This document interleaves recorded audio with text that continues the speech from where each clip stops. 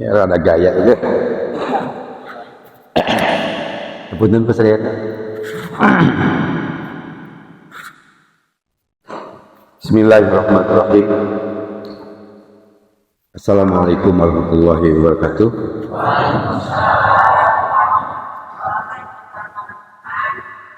Alhamdulillah alladzi yatarahamu ibadul mu'minun wa bi taufiqihi wa hadihi wa bi rahmatihi yatajum dzalimun. Asyhadu an la ilaha illallah wahdahu la syarikalah wa asyhadu anna Muhammadan abduhu wa rasuluhu man la nabiyya wa rasula ba'dah.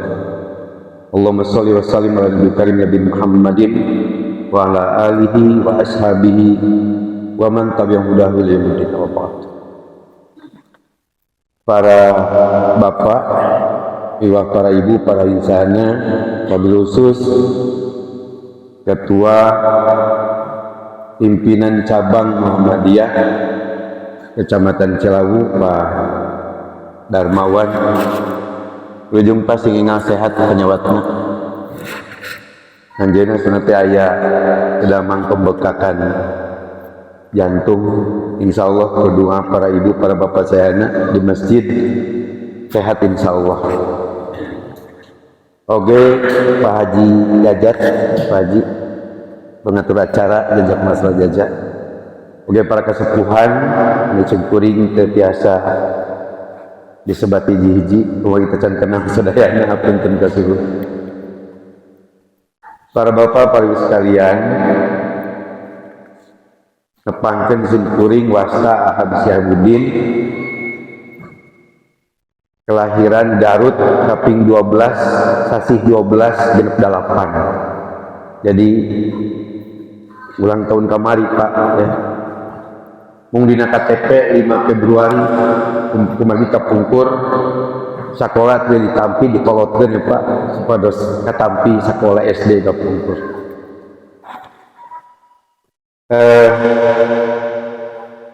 Rorompok di Jalan Gordah, Kampung Astana Hilir, Kecamatan Talagung Kidul. Sim kuring kantos jaden ketua IPM tahun 86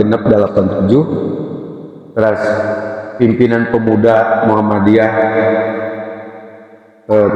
cabang Panaguan,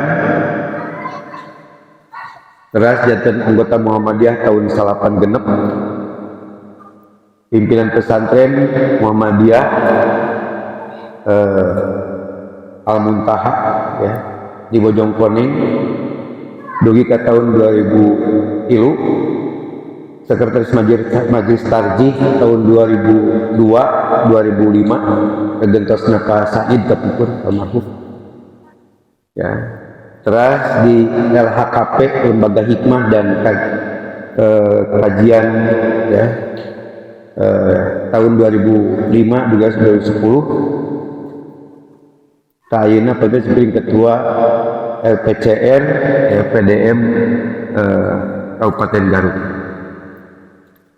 Timbuling ini masih menjabat anggota DPD Provinsi Jawa Barat ya. Insya Allah oke tahun 2024 dicalonkan deui janten anggota DPD Provinsi Jawa Barat. Para bapak sekalian, ini Muhammadiyah kayaknya harus ada terobosan ya.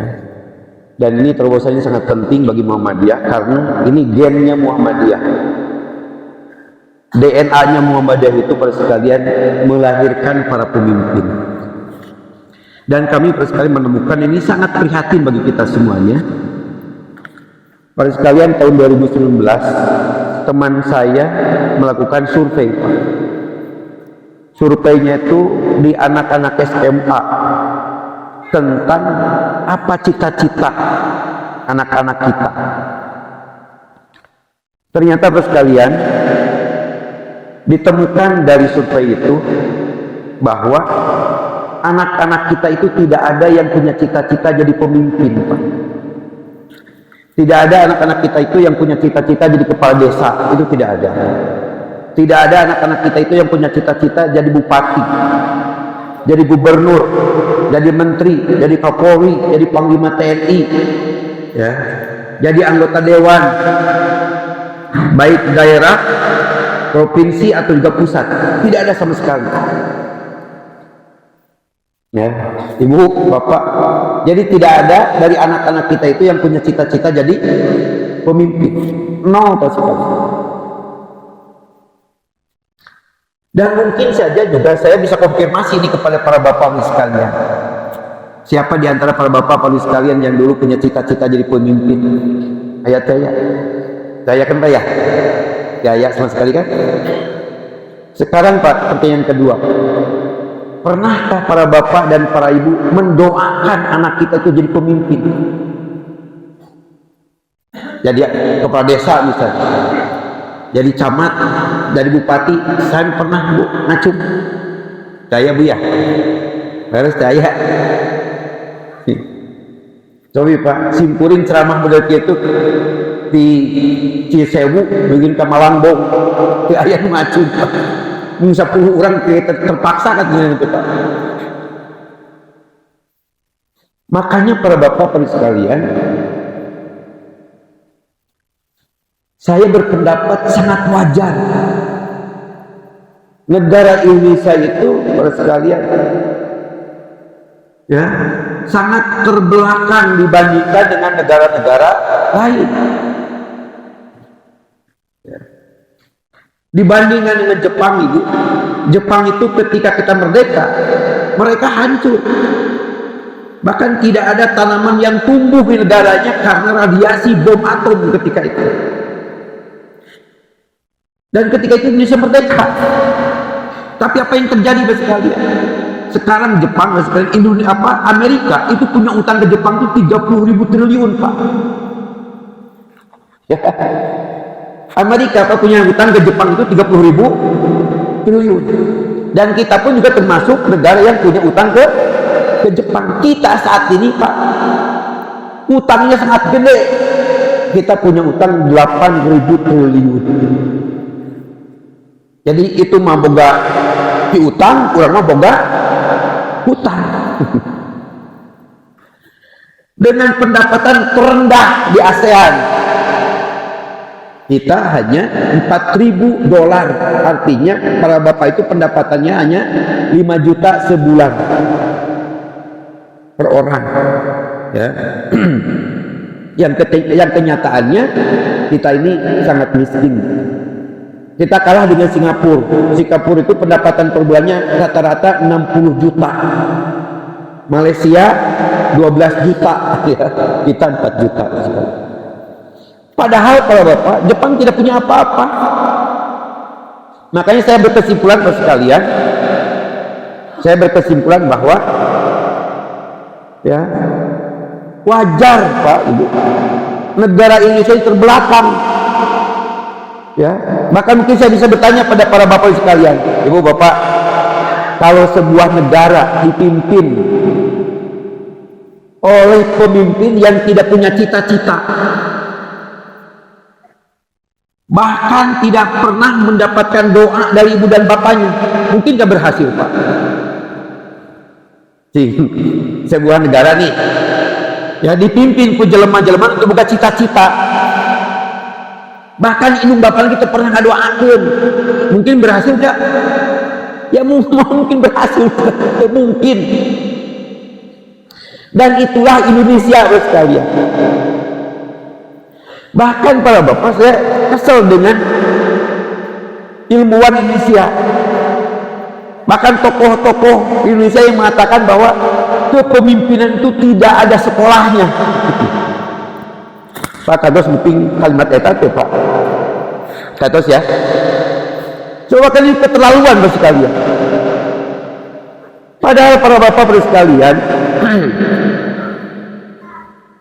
kita ingin jadi tukang tembok saja harus belajar. Ini menjadi pemimpin Bapak sekalian. Makanya para bapak sekalian di Indonesia yang menjadi pemimpin itu orang-orang restan Pak, sisa-sisa semuanya. Sisa-sisa anak-anak yang lulus ke PNS, wira swasta, BUMN, ya, swasta sekalian. Itu juga hal-hal yang lain. Makanya para bapak sekalian, standar kepemimpinan di Indonesia itu sangat rendah. Coba Pak, untuk kepala desa tamatan naon Pak? Untuk kepala desa tamatan SMP. Coba bayangkan Ustaz. Padahal para bapak kita tahu untuk jadi guru TK saja mesti S1. Ya, dan harus linear. Kalau tidak linear tidak mendapatkan sertifikasi. Ini sekalian, untuk kepala desa hanya cukup SMP. Mengapa? Karena pada sekalian jarang anak-anak kita yang menjadi pemimpin. Untuk bupati, anggota dewan, gubernur, presiden, apa persyaratannya? Minimal SMA. Malahan ijazah palsu saja boleh Pak. Beres? Asal tegak Pak. Ijazah palsu saja boleh. Coba bayangkan dulu sekalian. Dan persyaratan Pak, persyaratan misalnya surat keterangan dokter, bukan berarti dengan keterangan dokter itu, ya, misalnya keterangan dokter sakit Pak, apakah menjadi tidak sah? Enggak juga Pak sekalian. Ya, persyaratan itu di situ adalah surat keterangan dokter, bukan surat keterangan sehat Pak, tapi surat keterangan yang sakit saja boleh Pak. Misalnya sebagai calon anggota dewan Pak, ada orang yang stroke Pak, stroke. Itu dia mendapatkan daftar lulus Pak. Diterima sebagai calon anggota dewan. Coba yang stroke saja Pak bisa lulus. Kenapa? Karena dia sudah memenuhi persyaratan, yaitu surat keterangan dokter. Maaf dulu saja misalnya, maaf presiden kita dulu, ya, Gus Dur, ya kan? Salah satu contoh buat kalian. Diterima buat kalian. Ya, ini sebagai salah satu contoh. Berikutnya juga tidak ada testing Pak. Kepala desa itu ditesting kalau lebih dari 5. Kalau kurang nggak ada testing. Calon anggota dewan nggak ada testing, apa testing? Misalnya misalkan ada persyaratan, maaf ya, tentang pemeriksaan psikologi Pak. Di situ keterangan misalnya ini kan ada keterangan Pak, ya ini orang tidak akan mampu memberikan keputusan, ada Pak, ya tidak akan bisa apa, itu tetap aja lulus Pak. Ya. Sekarang misalnya Pak, ya untuk calon bupati ada testing, nggak ada semuanya, nggak ada testing. Yang terpenting bagi kalian dicalonkan oleh partai. Ya, ini persekalian. Mengapa demikian? Karena para bapak, para ibu sekalian, jarang orang yang mau menjadi pemimpin. Makanya para bapak nanti akan lihat, ketika setelah pelantikan Pak, nanti tahun 2024, baik anggota dewan atau juga nanti bupati dan gubernur, itu sering ada diwawancara oleh wartawan. Apa bapak punya cita-cita nggak dulu jadi anggota dewan, jadi bupati, jadi gubernur? Mereka menjawab sekalian, tidak, ini adalah amanat, ini anugerah dari Allah kepada saya. Begitu kalimatnya Pak, itu jawabannya. Ini Bapak sekalian realitas. Ya. Padahal para bapak sekalian, ibu oleh Allah SWT itu suka diajarkan untuk berdoa. Dan doanya juga bukan enteng-enteng Pak. Coba doanya apa? Rabbana hablana min azwajina wa dzurriyyatina qurrata a'yun waj'alna lil muttaqina imama. Kalimatnya lil muttaqina, coba. Bukan lil muttaqin, tapi lil muttaqina. Dari seluruh orang bertakwa itu saya harus menjadi pemimpin. Coba bayangkan Pak, untuk seluruh orang yang bertakwa itu, ya Allah jadikanlah saya jadi pemimpin. Tapi aneh, kenapa anak-anak kita tidak ada yang punya cita-cita jadi pemimpin? Bahkan ibu bapak pun juga belum pernah mendorong anak kita untuk menjadi pemimpin. Sing itu malas bu, Pak. Sing hari ibu ketika berdoa lil muttaqina imama, apa yang terbayang? Sing naon Pak, Bu? Lu terbayang naon kira-kira? Naon Bu? Pak? Hah?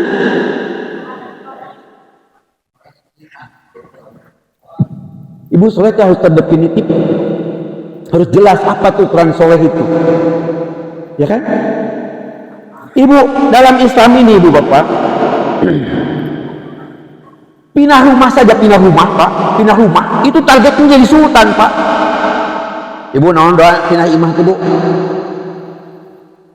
Allahumma adkhilni mudkhala sidqin wa akhrijni mukhraja sidqin waj'alni min ladunka sultanan nasiro. Coba bayangkan, ya Allah, masukkanlah saya ke tempat masuk yang benar, keluarkanlah saya di tempat keluar yang benar, dan jadikanlah saya dari sisimu ya Allah sultanan nasiro, penguasa yang bisa memberikan pertolongan.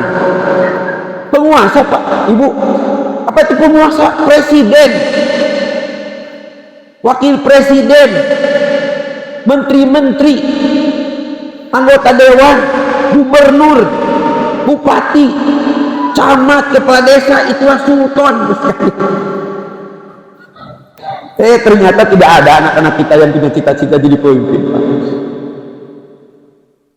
Coba bayangkan dulu Pak, ngeri, ngeri sekali saja. Ya, para ibu sekalian, bahkan saya pernah membaca artikel Pak, ahli tasawuf ini Imam Al-Ghazali kan lamun ceklam ahli tasawuf maka cek menjauhi kekuasaan maksudnya. Tapi dia mengatakan bahwa kenikmatan tertinggi setelah iman itu menjadi pemimpin, menjadi penguasa.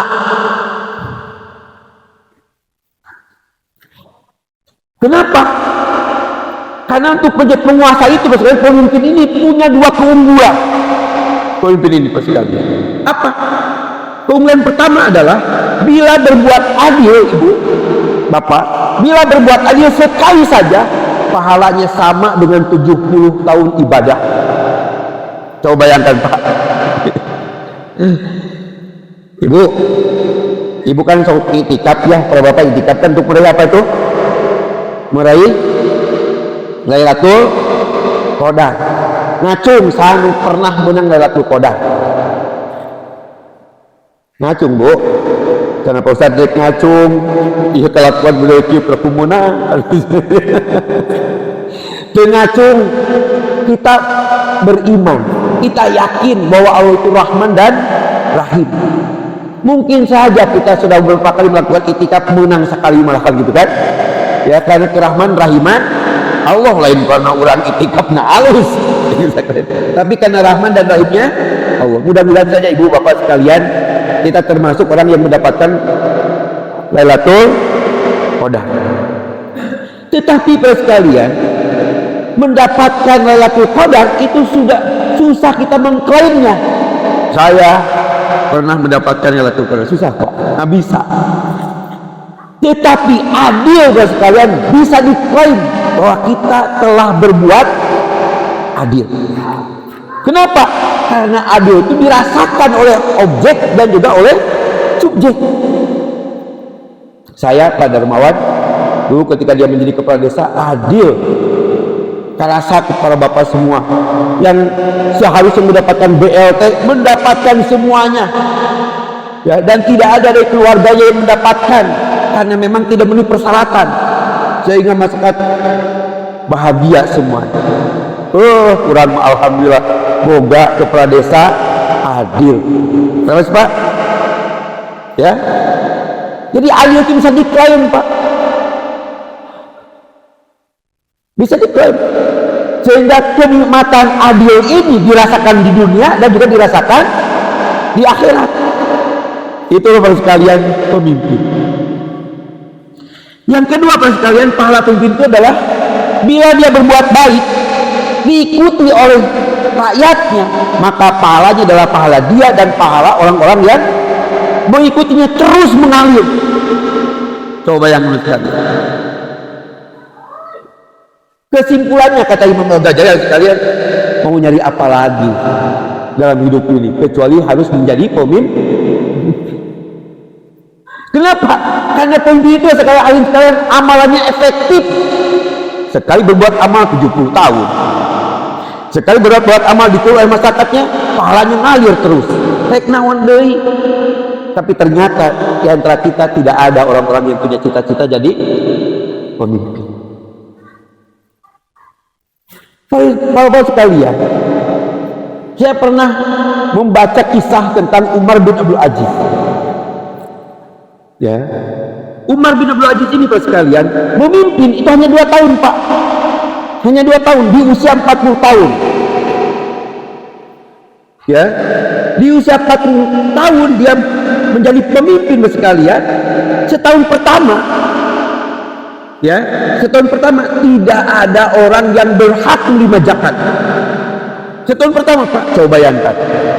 Setahun kedua, Bapak sekalian, ya, kata para ahli menyebutkan, Bapak sekalian, tidak ada sampai saat ini, ya, kesejahteraannya bisa menyaingi di zaman Umar bin Abdul Aziz.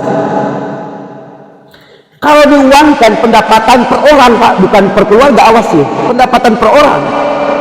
Kalau diuangkan sekarang sama dengan 100 juta per orang. Jadi kalau para bapak sekalian punya keluarga 7 orang dengan ibu dan bapaknya, maka sebulan pendapatannya adalah 700 juta.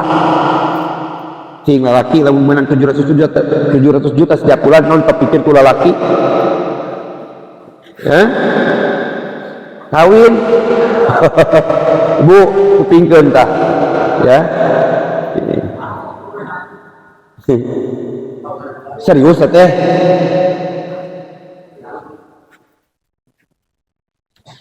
Nah, abdi kangen nyobi sarbat jeung abdi gitu. Ternyata sarua gini tenang sarua. Jadi pasti kalian seperti itu pendapatannya.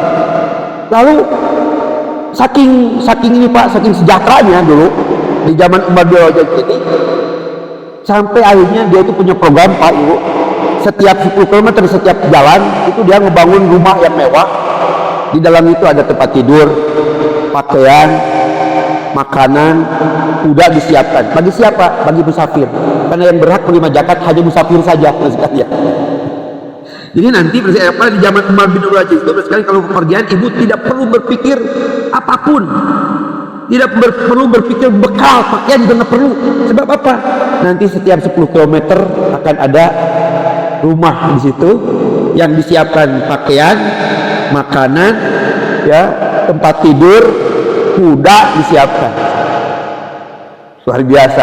Sehingga sekali dalam sejarah mulai dibukukannya hadis itu di zaman Umar bin Abdul Aziz. Kenapa? Karena semua santri bebas mencari, ya, bepergian kemanapun. Saya baca itu Bapak, di akhir hayatnya dia berkata seperti ini sebelum dia dicabut nyawanya oleh Allah Subhanahu wa taala. Dia mengatakan begini, "Ya Allah, saya bersyukur kepadamu karena 3 permintaan saya yang utama Engkau berikan kepada saya. Saya ingin istri yang solihah, Allah beri. Saya ingin menjadi gubernur Mekah dan Madinah atau Haramain, Allah beri. Saya ingin menjadi khalifah, Allah beri." Jadi hadirin sekalian, Umar bin Abdul Aziz punya cita-cita menjadi khalifah itu sejak kecil. Coba yang kedua, dan sukses 2 tahun memimpin, kesejahteraannya sampai saat ini belum ada tandingannya. Ya. Tapi ternyata sekalian anak-anak kita tidak ada yang mau menjadi pemimpin. Ngeri kan Pak? Ya. Ngeri sekali. Nah oleh sebab itu para ibu sekalian, saya ingin saat ini, ya, Muhammadiyah khususnya dan kaum muslimin umumnya sekalian mulai membisikkan kepada anak-anak kita untuk mau menjadi pemimpin, punya cita-cita jadi pemimpin. Dan ibu, bapak juga mendoakan anak-anak kita itu menjadi pemimpin. Ya, siap Bu? Siapa? Dan doa orang tua itu sangat mustajab. Kasim Kuring kapungkur di Panaguan tahun 82, ya tahun 82. Cim Kuring pun bapak, ya, badi angkat sekolah, ya itu badi daftar, saya sebagai angkat nun badi daftar sekolah terus kalian satosna sarapan, ya kapungkur calon ponoke nih Pak ya, ya terus tuang nasi goreng teh diusapkeun si minyak teh kana bitis, ya meheran sekalian. Terus di sana dikena rabutkeun itu Bu kapungkur mah simpeun cepeng kupun bapak teh si Rasim Kuring jang siap didoakeun ku bapak sok teh itu sakola ka pesantren Persis Rancabogo meh hidup jadi ustad. Terus sekalian saya ingat terus Pak, dan ternyata jadi ustad tercapai ya cita-cita bapak saya untuk menjadi ustad. Dan ingat, saya tidak mau keluar pada bosan di pesantren itu hayang keluar, tapi saya ingat dengan doa dan amanat dari bapak. Terus sekali itulah kekuatan doa orang tua. Makanya saya mohon bapak ibu berdoa seperti itu. Makanya dalam pikiran saya, kalau saya dulu bapak berdoa saya jadi gubernur, saya yakin saya jadi gubernur. Ya, cuman bapak ketika itu mendoakannya hanya sampai ustad. Sudah sekarang saya jadi ustad. Terus sekalian mungkin ibu bapak bisa melihat saya dan bandingkan dengan Pak Jokowi, saya paling pantas jadi presiden Pak. Cek saya di abdi senang. Tapi kenyataannya yang jadi presiden siapa? Jokowi sekalian. Itulah kekuasaan Allah. Jadi yang saya pesan ya dari saya, ibu jangan pesimis. Lu tuh pantas jadi presiden wae ketika berkehendak Allah jadi presiden. Ya kan? Dan kamu pantas. Jadi ibu tinggal berdoa saja. Karena faktornya adalah ibu umat Islam ini tidak ada yang berdoa dan tidak ada yang punya cita-cita jadi pemimpin. Akhirnya pemimpin itu diisi oleh orang-orang lain. Ya, nah terus sekalian, saya pelajari Pak, dalam Islam. Allah Pak, Allah itu menciptakan 3 aktor di muka bumi ini. Yaitu pertama adalah malaikat. Malaikat tugasnya apa Bu? Malaikat itu tugasnya taat. Makanya malaikat mah ibu bapak reksa taatnya malaikat mau pernah asup surga. Ya karena memang tugasnya untuk taat. Kan ibu bapak pasti tidak akan menemukan ya cerita atau ayat yang menjelaskan bahwa malaikat akan masuk surga. Yang kedua sekalian jin. Jin itu tugasnya apa? Ibadah. Jin itu. Tetapi para ibu sekalian, aslunya jin itu mal'unun. Jin itu tentang cerita bahwa jin itu akan masuk surga. Baik secara sorry, tidak ada. Karena jin itu ibadah itu hanya untuk menyelamatkan dirinya dari ancaman api neraka. Kenapa? Karena jin itu hanya sekalian bukan makhluk mulia. Dahar lagi naon Bu, daharna sisa-sisa jentulan. Ya. Nah, lukatilu sekalian adalah manusia. Manusia itu tugasnya adalah pertama ibadah. Tetapi para sekalian, ibadah itu aslunya itu untuk jin, itu pokok nama. Karena ketika bicara ibadah yang pertama kali disebut adalah jin. Dan di dalam Al-Quran sekalian, kalau yang pertama kali disebut itu adalah al-aula, yang utama. Wa ma khalaqtul jinna wal insa illa liya'budun. Jadi yang utamanya itu tukang ibadah itu jin sekalian. Dan ibadah itu sekalian amalan yang tidak ada pengorbanan dan tidak ada tantangan. Sok ibu, hari ibu ucapkan syahadat, ada pengorbanan, ada tantangan. Ya ya. Ya, ya. Ibu sholat, ada tantangan, ada pengorbanan. Ayat tuh. Nah, pengorbanan anak ibu cenah Pak Ustad eta cenah memang ngabakti lamun teu salat bakal manjangan. Moal sekali anggar waktu ngaliwat. Eta cenah Pak Ustad abdi kudah nutup aurat memangna lamun teu salat bade ulutun. Kan itu oge sekalian, tetep saja. Ya. Saum. Sok ibu apa pengorbanan saum? Hah? Apakah itu berkorban pada ibu sehat? Ya. Hari ibu ke rumah sakit berkorban tuh bu. Ya seperti itulah saum. Ya. Kan obat ibu sekalian. Itu juga haji. Haji ibu sekalian. Ada pengorbanannya. Ya, ada pengorbanan. Hari kabali tadi dihitung pengorbanan anak. Ya kan? Terus kalian saha nu jelema anu apa namanya? Anu hanyakal haji. Teu aya sekalian. Seneng semua. Ya. Jadi tidak ada pengorbanan dan juga tidak ada tantangan. Nah, ibadah itu sekalian, itu adalah hanya menyelamatkan kita dari ancaman api neraka saja. Makanya mengapa jin itu tidak masuk surga? Karena dia tidak beramal soleh. Jin itu tidak beramal soleh. Pak, amal soleh apa? Ibadah itu bukan amal soleh. Amal soleh itu bukan sesuatu hal yang bermanfaat untuk orang lain.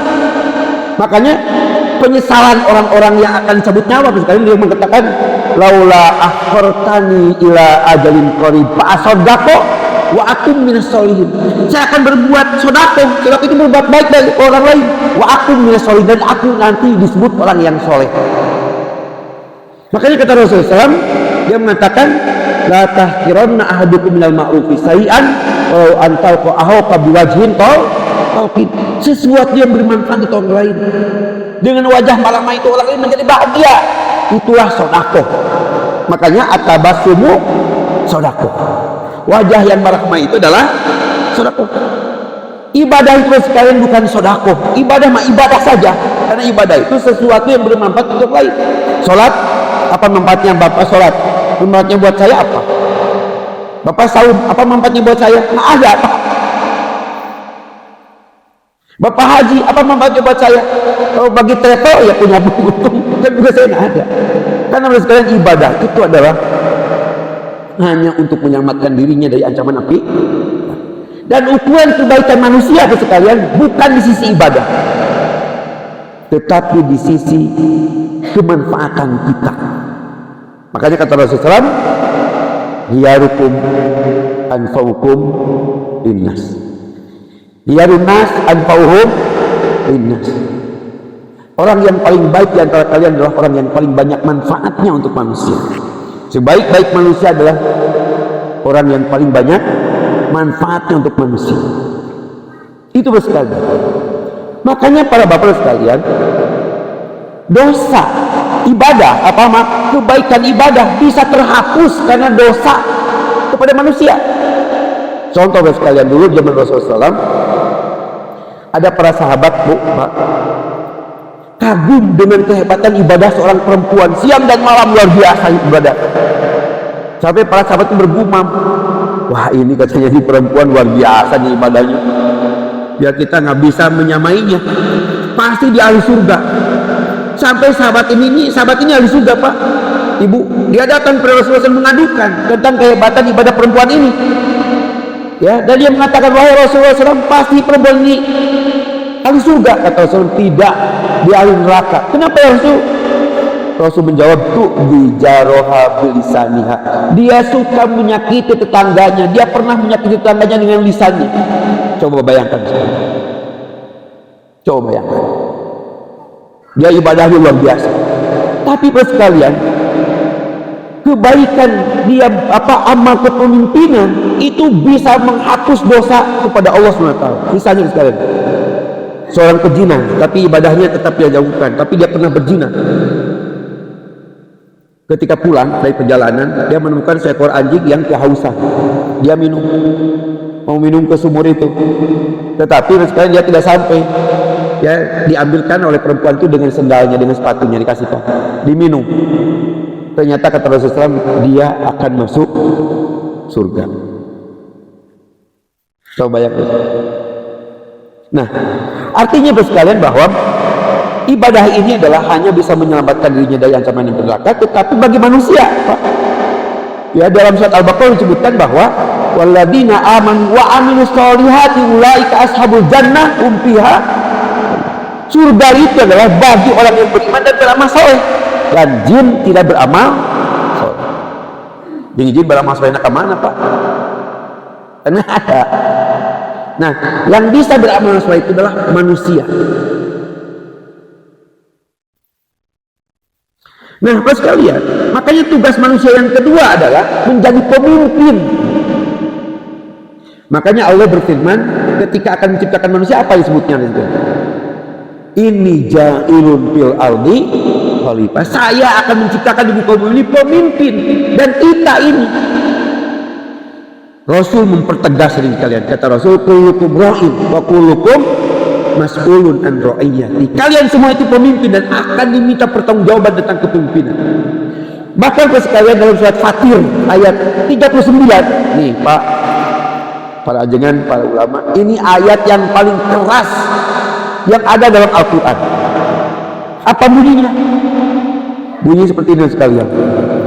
Kata Allah SWT berfirman, walladzi ja'alakum khalaifa fil ardi. Dialah yang telah menjadikan kalian semua sebagai para pemimpin di muka bumi ini. Paman kafaro fa'alai kufur. Barang siapa yang menolak jadi pemimpin, dia telah kafir. Coba bayangkan, Pak. Coba mana ayat yang lebih keras daripada ini, pangyangankeun. Bahkan dipertegas lagi Allah Subhanahu wa taala, wala yazidul kafir kufrum inda rabbihim illa maqta. Tidak bertambah kekafirannya karena dia menolak menjadi pemimpin di hadapan Allah Subhanahu wa taala, kecuali Allah akan murka. Coba bayangkan. Dikuatkan lagi, wala yazidul kafir kufrum illa khasara. Dan tidak bertambah kekafirannya ketika dia menolak menjadi pemimpin, kecuali akan menjadi makhluk yang rugi. Coba bayangkan. Ternyata sekalian, anak-anak kita tidak ada yang punya cita-cita jadi pemimpin. Ternyata kita juga tidak punya cita-cita jadi pemimpin. Bahkan kita pun juga tidak pernah mendoakan anak-anak kita jadi pemimpin. So, makanya kita sampai saat ini hina, rugi sampai saat ini.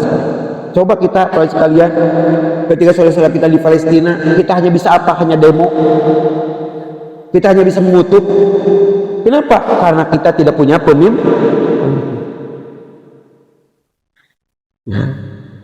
Saya tidak terlalu bangga saya dengan Pak Jokowi mengatakan mengutuk, karena selevel Indonesia, bukan sekedar mengutuk sekalian, mengirim pasukan ke sana, mengirim senjata. Dan saya yakin sekalian, Palestina itu tidak akan merdeka oleh rakyat sendiri, nggak pernah. Dalam sejarah Palestina itu tidak pernah merdeka oleh rakyatnya sendiri. Dulu oleh Umar bin Khattab. Orang mana? Orang Quraisy. Ya, dulu oleh siapa? Abu Ubaidah bin Jarrah. Terus juga oleh Salahuddin Al-Ayyubi. Orang mana dia? Orang Kurdi. Makanya pada sekalian, saya ingat terhadap alim ulama yang konferensi di Jepang tahun 2004. Katanya bahwa abad ini yang akan dapat memerdekakan Palestina itu Indonesia. Ya, makanya tinggal menunggu pemimpin yang hebat di Indonesia. Tahun 2004 saya yakin merdeka. Ya, ya itu amin. Ya, Bapak mesti amin. Ya. Jadi sekalian, jadi tugas kita itu pasti sebagai pemimpin. Nah, DNA Muhammadiyah, bukan DNA Muhammadiyah. Pas saya pelajari Muhammadiyah, produk didikan dari Kiai Haji Ahmad Dahlan ternyata dia mendominasi kepemimpinan ketika kemerdekaan. Coba sekali, Jenderal Sudirman menjadi panglima tertinggi di saat usianya yang sangat muda, 27 tahun dia menjadi panglima tertinggi. Coba bayangkan, sahaya di usia segede itu jadi pemimpin. Ya, saya sudah 27 tahun. Ya, ada Kasman Singh Bejo jadi menteri, ya, kehakiman di usia 32 tahun. Soekarno, dia menjadi presiden di usia 44 tahun. Insinyur Juanda sekalian yang bisa memiliki konsep tentang penyatuan antara daratan dengan lautan sehingga Indonesia lebih luas 3 kali lipat. Itu ide dari Juanda, itu orang Muhammadiyah, dan itu jadikan konsep dunia dengan adanya UNCLOS.